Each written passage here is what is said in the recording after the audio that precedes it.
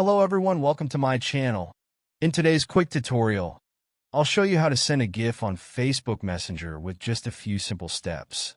Make sure you watch this video all the way to the end. To send a GIF in a Messenger conversation, first, open the Messenger app on your phone. Once you're in Messenger, scroll through your chat list and select the conversation where you want to send the GIF.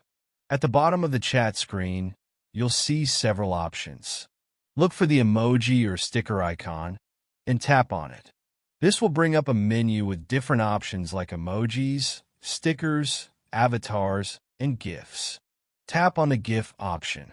Now, you'll see a selection of GIFs from the Messenger library. You can scroll through the trending GIFs or use the search bar to find one that fits your message. Once you find the perfect GIF, just tap on it, and it will be sent automatically to your chat. If you want to send your own GIF from your gallery, just tap the image icon at the bottom of the screen. This will open your device's gallery, where you can choose the GIF you want to send. Select it, and it will be sent right away.